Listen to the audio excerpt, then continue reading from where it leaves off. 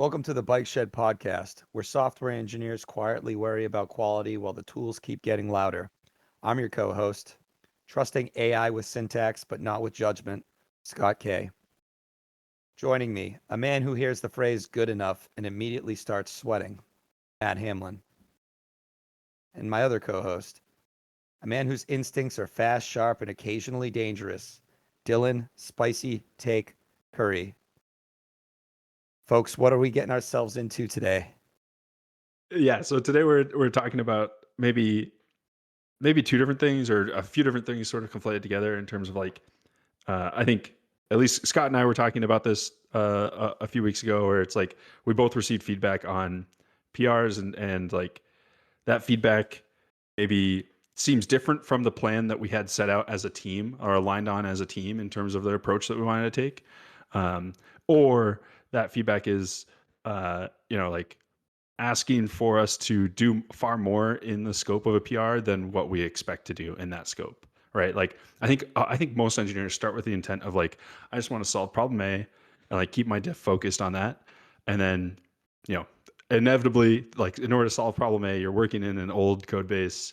There's some code there that doesn't pass lint checks that has a eslint-disable comment above it that's just barely within the diff frame that GitHub shows, but it's not on the touch lines, and someone comes by on your PR and says, why don't we remove that eslint-disable comment and like actually fix the problem instead of like disabling it, or totally unrelated to the actual change that you're doing, like you get some feedback on the PR.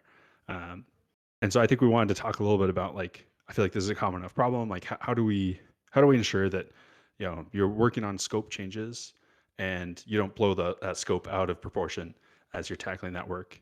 Um, I feel like I've been talking a lot. I don't know, Scott, if you have like a better way to phrase that or where we should dig in from there. Well, I definitely don't have a better way to phrase it, Matt. But what I can say, which I do think you kind of covered, is we want to cover two aspects. I think we all kind of agree with the incremental PR approach. I think we both recently were blindsided by um, what we thought we agreed on wasn't the same as maybe what a team member agreed on. And how do we stop a team member from suggesting that we don't do this incremental approach because it's not the ideal outcome, which is the long-term outcome, but how can we rather increment to that solution so that we show some value and progress along the way, but we inevitably get to that final same outcome. And how do we make sure that we confidently sell our side of it to make sure we can influence the other team members to agree to that path forward when we're approached with this problem. Yeah, I like that framing of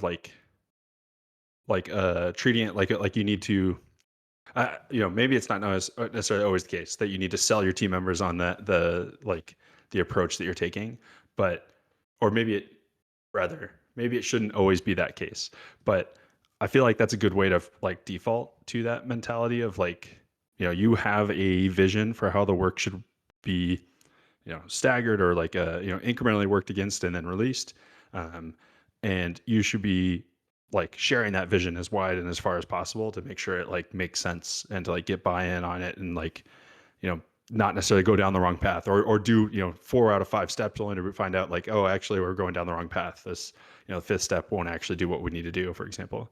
So I feel like getting that feedback early and often, I mean, we're sort of rehashing something we talked about in a past episode in terms of like focusing on the planning and subdividing work, but it's like that's crucial whether or not you're working with an agent or whether you're writing the code yourself. Like I think it's just crucial when you're working with a team of like making sure that everyone on the team has like a good enough understanding of the work, or everyone on the team that has a vested interest in the work has a good enough understanding of the work, right? Like not everyone on your team is going to be involved in some sub project you're working on in a quarter.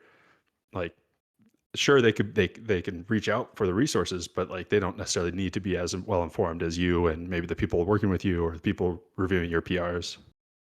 All right, Dylan, my first thought is to ask you, have you come across any of these similar issues that Matt and I have noticed where we executed on a PR, and then we got kind of feedback that like I guess I should back up just a little bit. But Matt and I were both in a situation that was very similar where what I thought the initial ask was like an MVP. I think Matt's was more of we're going to iterate to an approach which I guess kind of is the same thing. But when a reviewer reviewed our PRs, they both kind of were like, "Well, this is not what we expect the final outcome to be," which is different than I guess on at least in my framing of like what we planned in the sprint. We kind of wanted to get the least friction solution out.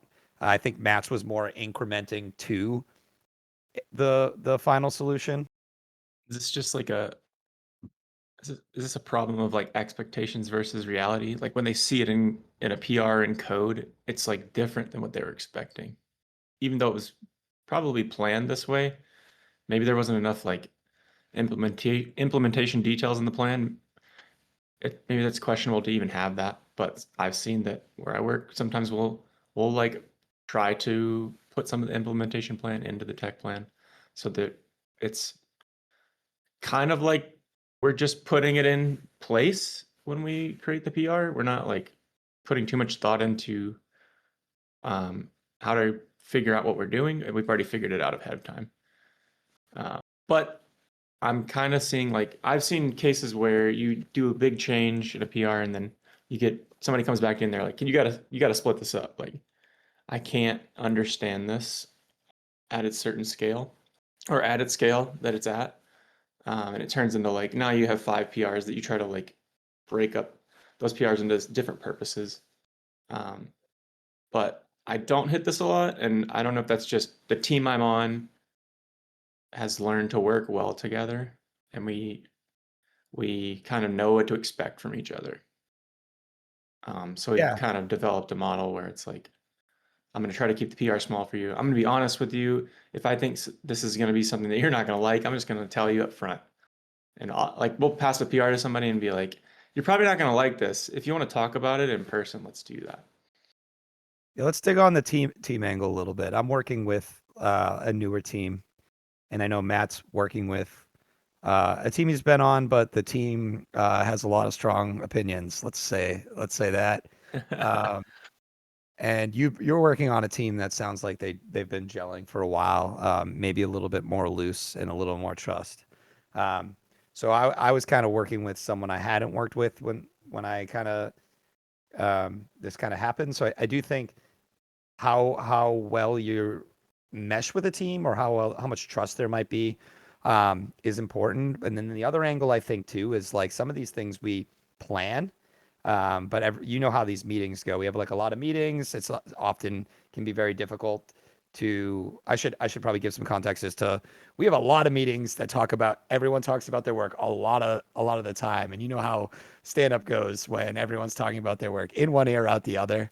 So um, it's also possible in some of these instances where you're coming up with like this is how I'm going to approach this problem. Maybe you didn't write a detailed doc that aligned everyone ahead of time, and therefore people didn't put as many eyes on it, so they didn't really think through how it might be solved. They're just looking at it for the first time and kind of saying, "Well, this is not exactly the solution I thought we were coming up with." So there's also just like a lack of context into somebody else's work that can come up and cause this, and that can be a part of working with a new team or different team members and the level of trust on your team. Yeah, I think I I feel like maybe some of the things we're talking about are maybe a little bit too vague, but I don't necessarily think we have a good way to like dig in and share concrete examples without people being like understanding the whole scope of the work. I guess I think one thing. So that's maybe just a little carve out in terms of the conversation of like, yeah, hopefully people are able to follow what we're talking about. I think one thing that I've learned in the past few months is in terms of like keeping people aligned. So like what I think the concrete sort of thing to keep in mind is like communication and communicate, like keep talking about what you're doing. And that's maybe the best way to keep people up to date. Something I've been maybe not that great of doing in my like when I open PRs or like when I work on tasks is trying to create like a through line through all that work in terms of like, is there an issue that's outlined with like, okay, we're solving this problem. We plan on breaking it apart in these steps, right? And then making sure that every step that has a PR associated with it or some sort of artifact is clearly linked back to this plan. And that way it's like hopefully easy for people that maybe jump in on step 3 to review a PR. They haven't reviewed steps 1 and 2. They haven't reviewed the issue. They can at least look at the PR description and say, oh, there's this, like it links off to this plan that's in this issue.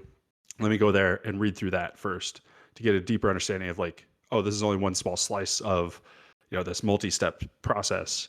And so like, I think really it's just like keeping that those details sort of connected throughout the process is probably the best you could do.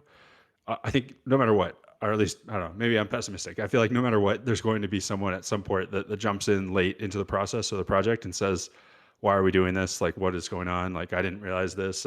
Maybe I skimmed the design doc early on or whatever, and like didn't actually realize we're going down this path. I don't think there's a silver bullet solution to that, but I think it's really just like making sure that like people that are following, or like even just people that may not always be following, but always hear you blabbing about this in Slack, for example, in your team's channel, like they'll at least be able to like pick up on those earlier than later, like during the like a stage 4 of a 5-stage release PR, for example. Yeah, I don't know. That was like sort of the concrete idea that, or connection that I made recently. It was like, all right, I need to be clear in terms of sharing those details, sharing those connections between the different artifacts related to this work. So that way it's easy for people to make that jump instead of like looking at a PR, having some context in the PR description, but not enough to say like, how is this related to the work you're doing 2 days ago? Or, how is it related to the bigger picture? I sort of like preempting that detail or that question. You're making me think of a case of like, sometimes I'll work with 2 people and they get really used to what I'm working on. So they like know it's coming. And so they kind of get a little bit too used to what I'm doing sometimes. And so they're just like, yeah, it looks good, approve. And then somebody else, maybe another senior engineer on another team, comes into my PR and they have no context of what I've been doing. But all of a sudden they realize like, whoa, this goes against everything we've set in our Claude MD. I don't know, something stupid. But they're actually right. And it's just, you kind of lost sight that you were starting to go down a path of like maybe poor patterns. And maybe you made a decision to do that, but they don't have that context. So I don't know if that's like it's kind of what Matt's saying is like making sure you have the trail of documents, but also something I've seen is people just don't put enough description in their PRs. Just like, tell me what the PR is doing. Sometimes I get there and it's like implements the thing, and I'm like, but like, why and what else? Like, there's got to be more going on here. You change 32 files and there's 5,000 lines of changes. Earlier, I was just trying to kind of set the stage of like why we might get into these situations. I think Matt did an elegant job of kind of covering that more. As far as like how do we fix this? How do we like stop and make sure we're all on the same page? Contextually, in my example, someone was actually, we got asked to do something to show it in a demo, and I was actually the outsider of the plan here. So yeah. But we were all in the same meeting, and the basically our senior staff was like, hey, can we just get anything up and prove that we've started this? So everyone was there. They should have known like, hey, the goal is to get like minimum viable product, like prove that we've started this project, and just demo that in a demo in 24 hours. And I did exactly that. I made it clear that that's what we were doing. And I whether or not like we were all in agreement that we should do that, I guess maybe was the issue. However, I had the same kind of path to success here. It was just like, let's just talk about like what the stated goal is of this, why we're doing it this way, what the outcome is going to be. That we already to get to that outcome, we are actually blocked by another team, and we have a meeting scheduled with that team to make sure that we can get past that point. So I kind of pled my case and showed all the things. I mean, ideally, this would have probably been a design doc to get us there as well. Like, I don't really think it needs to be a full-fledged design doc, maybe one page, just that everyone can point to something. However, like it was more of a last minute ask. And like for me, I was kind of taken back that it was like held off on just because I was like, we're going to get clear value from this. So I was building out end-to-end testing, and I had just built out some smoke tests. So it was basically what the ask was. And the pushback was like, this is not the ideal case. But the ideal case is blocked by another team. And we are going to get immediate value for deploying this. We just did some smoke tests to make sure we return 200s. We can basically catch any client-side or server-side errors before they're deployed. The value, I basically sold the value of it, and I showed follow-up tickets and plans to let the team know like this is like coming up this sprint. We can only schedule this as soon as possible. So basically, it's like a long-winded way of saying like it's communicate like what is the plan and take a step back and kind of say like this is, you are right, we are going to this, but to be successful and show more success and progress faster, we can do it this way. So it was kind of selling the path to get to there, and appease all parties, but also kind of show that through why we're doing it. So even though my PR might have mentioned it and folks might have been relatively somewhat aware, they might not have all had the same expectation, but to show that we are all aligned on the final solution. Maybe one of my closing thoughts in terms of this first topic that we're covering in terms of like like how to stay on track or like keep in touch with the plan. I think as you were talking, you brought up like design docs. I think maybe I brought up design docs before that also. I feel like sometimes we've probably done a past episode of like you don't always need a design doc, but I feel like actually like the connection I was making just now is like really planning mode with these agents, with AI agents, is kind of like a micro design doc, if you will. And I actually wonder if like you don't necessarily need to go to the extensive of writing a Google Doc, a design doc that gets like sign off across leadership for everything you do, but like if there's in many ways in terms of like breaking down a project, like you're still going to write something as an artifact that says, here's how I'm breaking it down. I'm breaking it down into these things. Like it doesn't have to be very formal, but as long as you have that thing to point to and like give feedback on, this is actually something I've been like thinking about in terms of how on our team, if like we have a person on the team that like wants a very high bar in terms of the API that we design and support, which makes sense. But like, how do we, when we want to make incremental changes or make small improvements to it, it's like it's sort of viewed through that lens, even if it's a small sort of little individual PR. So like, I kind of wonder if there's like a way that we should, on our team at least, like front loads sharing some of those plans, get reviews on those plans, and then execute against those plans, like sort of a two-step review process instead of like, oh, like, do the planning locally, create a PR, and then it gets like the plan and the implementation get reviewed at the same time in the PR, which is like super late, right? Like, a few years ago, the whole mantra that everyone was talking about was like shift left, right? Like you shift your review cycle earlier into the process, and that way you get aligned earlier to make sure you're building the right thing or approaching the problem from the right sort of perspective of like splitting it up and like how you split it up and like where the split points are. So I don't know. I feel like that's like, as engineering teams, I feel like that's still maybe a largely unsolved problem, or like different teams maybe solve it differently. And there's not really a great outstanding solution besides continuing to communicate. Just like you were saying, Scott, or like Dylan, like you just need to like share as much as you can, as often as you can. Yeah, I want to talk a little bit more about like the design doc, one pager, markdown file that's a plan from Claude or whatever you're using. I actually like 100% agree. I guess I want to clarify that that's kind of what I was getting across.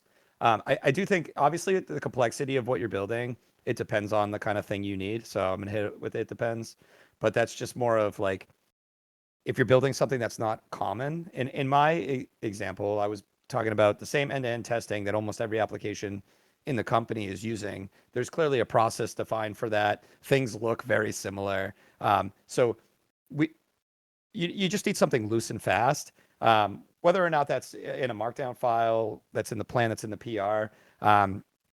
Something we do here is we like to have a Google Doc to share with people just for visibility as an easy way. But it's not like a design doc that we're trying to get senior staff level sign off on. We're going to build this really ambitious thing. So more of like a way to get eyes on said design approval or design approach. So folks are aligned on it. It's like a way to get people to look at something without having to be the one reviewing all your PRs, right?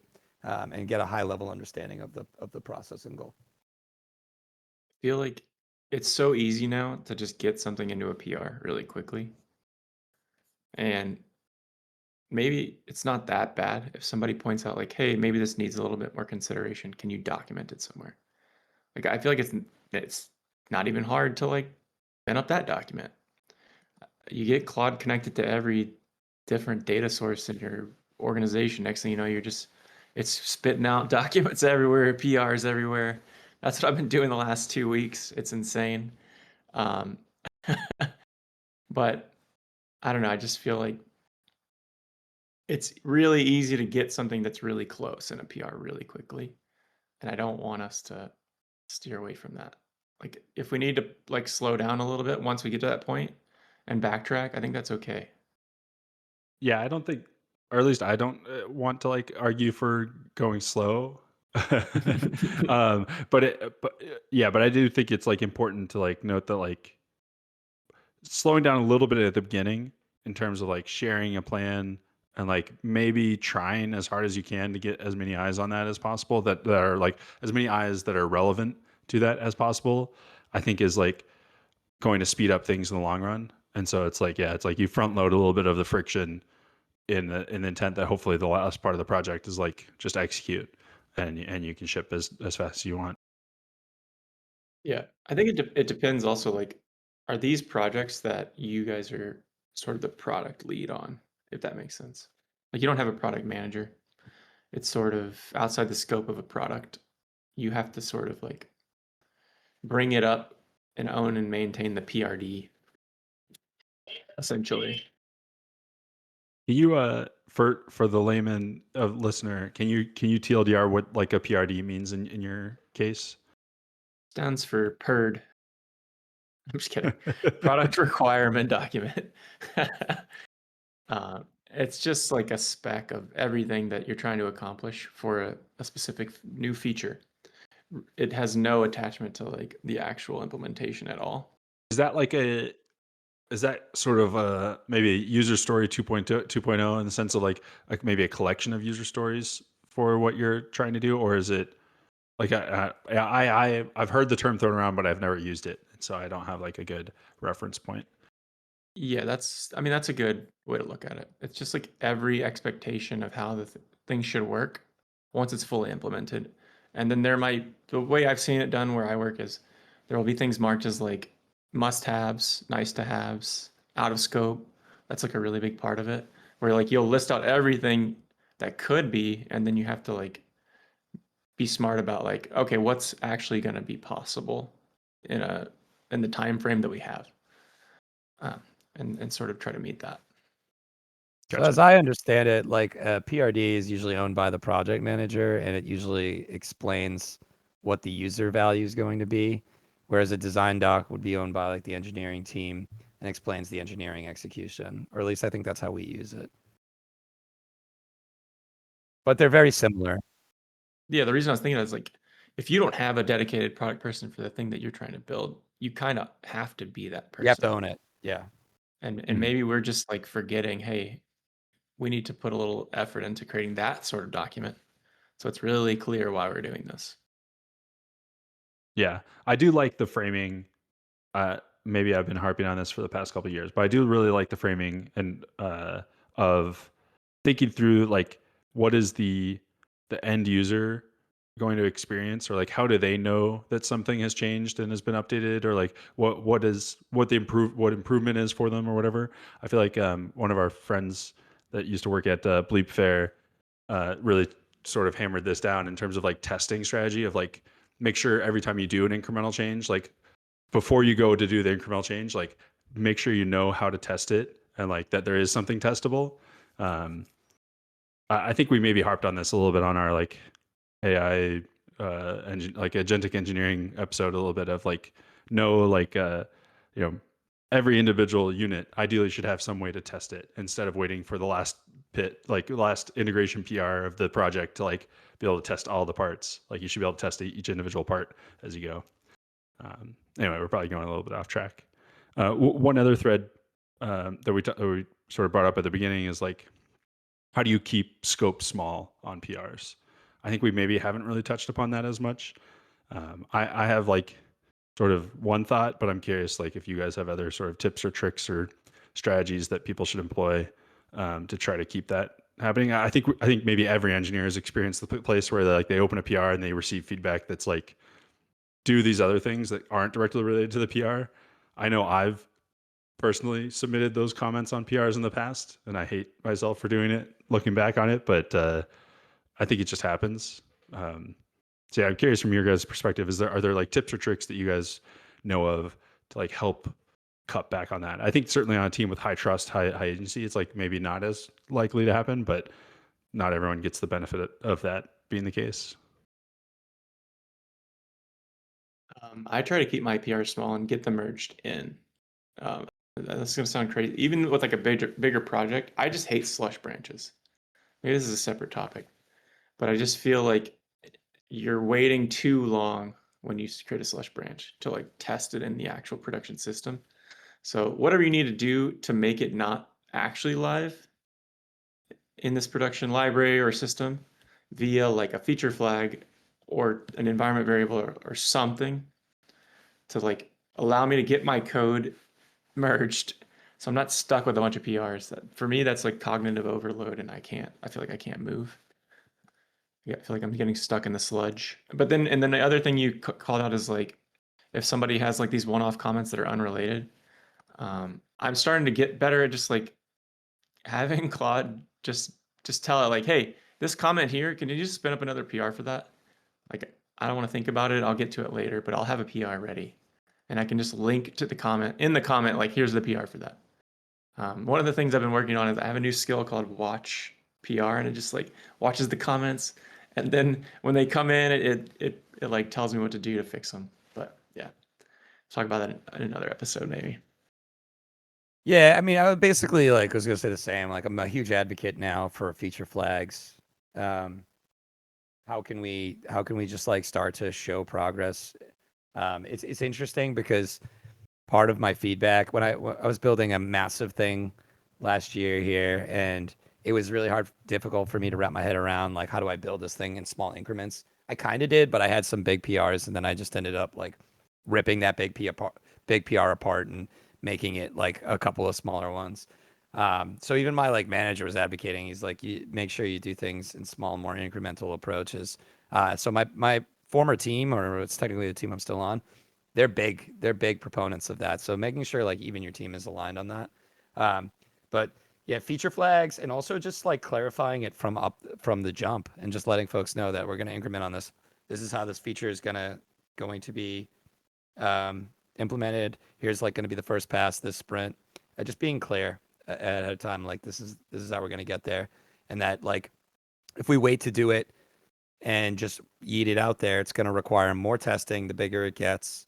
It's going to be more prone to bugs the bigger it gets. It's going to take longer to show any progress. Like it's a win-win to start doing it as it's smaller. Even I mean, it depends on what you're building, right? But like you could often build pieces that go directly into prod, and then you just build on top of that, depending on what you're building, right? Like if you're building a brand new feature, like that's probably going to be toggled off.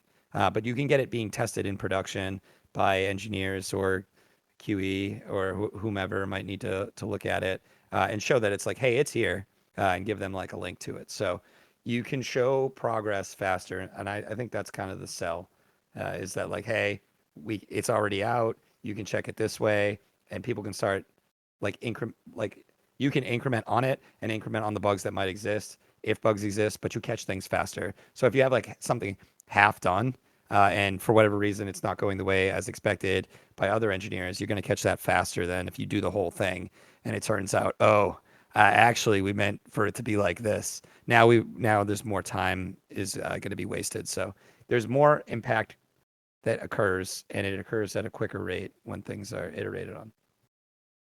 So I think this is like a good thing to talk about. But I guess like to me, I'm still, I feel like I still have the open question of like, how do you prevent those blocking nitpick comments on PRs being like so dominating?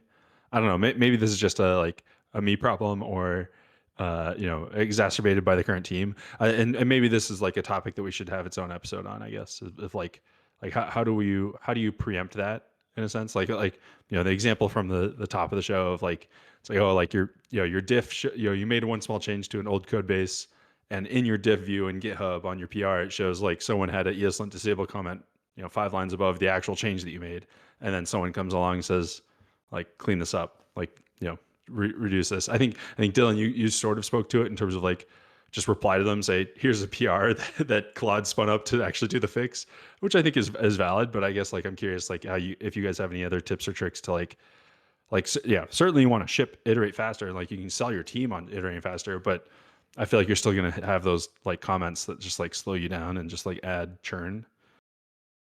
Yeah, I kind of missed that part. My apologies. So for me, when we're working with the front enders I work with, I'm pretty lenient on comments. Like, unless there's something architecturally like that can be improved, or I think I saw something recently that it's like not a way I would ever do it, and I called it out and I was like, yeah, this like seems like a little strange. Like you should just do X or Y. But I didn't block it. Like I think there's like a almost like cultural part of code review. I don't think it's healthy to block code review for nitpicks. So I'd almost argue like the fact that I didn't get an approval for this end-to-end test right off the bat, I get that there's an alignment problem, but if I saw it, I don't think I'd block it unless I had a fundamental problem with the approach, and I would say, hey, can we talk about this now? Like I'm good at putting myself in the other person's shoes. I think there's a cultural issue if people are like, oh, you didn't you used use effect here and you didn't need to. No, you can't do this. Like that should not block the PR unless you see like literal bugs from the code, or that like this is going to lead to a long-term um basically foot gun that you're going to have to continue. Like I see this a lot with it's kind of frequent now, Paradigm, but like I'll see like the null coalescence or the or short circuit used in a lot of places, and then because you used it in one spot, it cascades. This is something I see all the time now, and it's kind of the norm. But like usually that's like a sign that something up higher could have been done correctly to avoid this. Like we should do this in one place. We should handle it. This is a very specific example, but my point is that like minor bugs like this should not like nitpicks should not hold up a PR. And what I do with my group is I call something out, but I already approve it. And usually we just agree, like, if we think it needs to be fixed, and I think the person who's being reviewed should also have a say in, like, should I make this change? The reviewer should not be like, you need to make this change. No, this is a two-way conversation. It is not, I don't care what level that person is. It should be a literal mutual conversation. And then that person should decide whether or not they should follow up with it in the PR and have a discussion about it. Yep. Instead of just having the agent do it, the other thing I was thinking about is just say it's out of scope. Here's a ticket for that. And if they don't like that, like you can discuss it offline sometimes. I find that like just face-to-face discussion of these like blocking things, you can just get past it much quicker rather than like this slow back and forth in comments on GitHub. Yeah, I think just like immediately like conversing over it, like with the person, however that is, if it's Slack or in person, and just getting past your differences smooths out the friction. Like we shouldn't have almost, unless there's fundamentally a flaw in the design of something, there's no reason not to approve something. I think we need to have developer trust. Like you all get hired at a company that believes in you for a reason. Like whether or not you believe that about all the engineers, that's up to you. But like you need to assume good intent in a lot of spots. If someone is out of their element, you can guide them to the right answer. But how many people like openly admit what you're working with now? They don't even do front end, and I'll work with people and they'll just eat it to Claude. So now I know I'm just reviewing a Claude PR, and it's like, yeah, like things could be better, but like I'm gonna make suggestions and just approve it. Why do they need me to look at it a second time? Like what are they not are they gonna rewrite it into a completely different way? I need to assume that they're gonna take what I say correctly. Again, unless it's like a real slop fest PR you didn't even try and it's not even you're not even solving the right problem. You should Yeah. assume the good intent. One of the problems we have, this is maybe the last note, and then we should like wrap up the episode. One of the problems we have is we have this like required SOX approval process in the sense that you have to get an approval on a PR, but if you push any change back up, basically that approval is dismissed, and you have to get a re-review, which is kind of annoying for those fast follow things where it's like, actually, I do want to fix your non-blocking comment, and now I have to wait, an hour, a day for someone to come back and restamp the PR, which is kind of annoying. Anyway, I think we have a hard cutoff. Let's do a quick stand-up update, and then we'll close out the episode. And maybe we'll do another episode talking about some of this stuff in the future. Let's give everyone 30 seconds to do a stand-up update. So you got to be quick. Who's ready? Dylan, do you want to go first? Sure. This guy did a presentation on how to use AI at work, and he basically said, just turn on bypass permissions. Told everyone you should do this and use Opus all the time. It's the best. And then an hour later, an engineering leader was like, do not use bypass permissions. And yeah, that was pretty funny. And then I started to use Opus like on a other project internally. I've been building this like dashboard that shows me everything I'm working on, everything I care about, has like different modules on it. Maybe we can share a screenshot out at some point. And it's been really cool. And I was using Opus to help me like vibe code some of it. And I spent like $300 in like 4 hours. And I was like, all right, I can't use Opus for this anymore. This is insanity. So yeah, I think I'm also starting to experience token anxiety. I heard about that term recently. So yeah, that's been fun. I feel like I'm starting to get addicted to this stuff. It's kind of scary. Gotta stop using it so much. Or you just lean into it and use like Ralph loops, so you're having it do work while you're not at the keyboard. So you are using your tokens efficiently. But then when I go sit on my couch, I can't like relax because I'm like, oh, is it done? Like, is it gonna like delete my computer while I'm gone? Yeah, it's been rough. Pretty stupid. Yeah. All right, Scott, what's your stand-up update? I got a powerlifting meet coming up next Sunday, so my body really hurts this week. We'll see how things go. Been working and it's been going good. How much more time do I have? 3 seconds. Been really enjoying the project I've been working on. Saw Project Hail Mary last night. It was excellent. Yeah. Spoiler alert, everybody dies.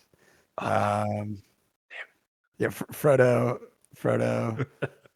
drops the ring in Mordor, I think that's what happens. Yeah, things are going good. Matt, what about you? Yeah, we're going to see Project Hail Mary tonight. So thank you for spoiling it, Scott. Appreciate it.